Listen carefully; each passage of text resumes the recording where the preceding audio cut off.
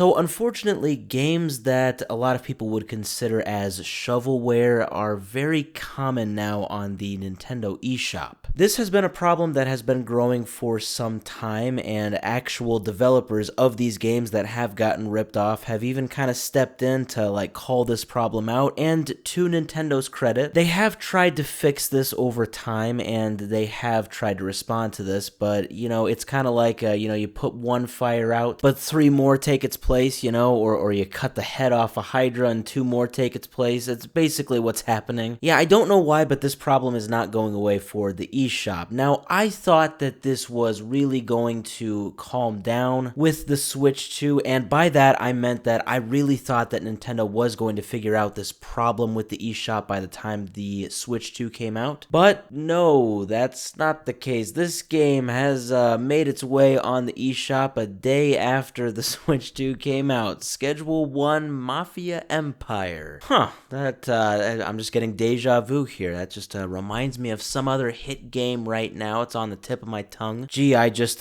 can't think of the name of it. It's not, in the beginning of the title of this game. We look at the screenshots of this game and wow, it looks like a lot of effort has been put into this game. I'm sure no AI at all was involved in the development of these graphics and the gameplay itself. No.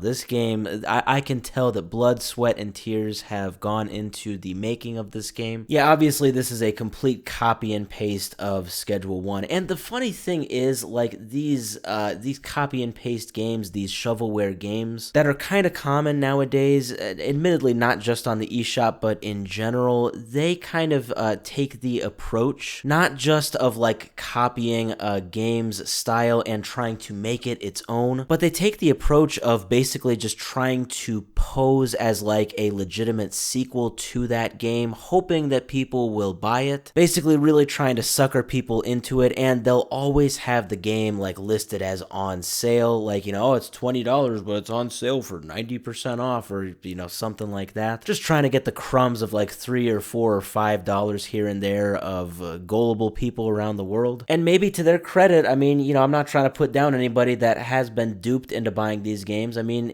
maybe if you're just looking at it and you don't really look at the screenshots, or you really don't do much research, I mean, this game maybe would look like an actual sequel, and you see that it's on sale, so of course you just jump to buy it. But yeah, it's complete garbage. So the creator of Schedule 1, it looks like, has actually come out. This was a few months ago, but this was, I think Tyler is his name, because the developer is just called Tyler's Video Game Studio. I think it's just one person. But Tyler, it looks like, said in an interview a few months ago that there were actually, at the time, even back then, these Schedule 1 knockoffs, and he basically said that he wanted everybody to know that none of these were like actual official sequels. Now that does also lead me to the point of, I do have to give Nintendo maybe some slack here, because yeah, this brand new Schedule 1 knockoff is not the first time this has happened. It looks like there were two knockoffs that appeared a few months ago. That was what Tyler was referring to, and this was on the PlayStation Store. One of them was called Schedule 1 Dope Empire, and it looks like that is still on the store. The other one is Schedule 1 Syndicate. I did do a search of that. I cannot officially find that now, so I think that that one was thankfully taken down. And when we talk about like shovelware and these games that are meant to deceive people into thinking they are official sequels, I talked a few months ago about how the Google Play Store actually had a problem exactly like this for Poppy Playtime, like,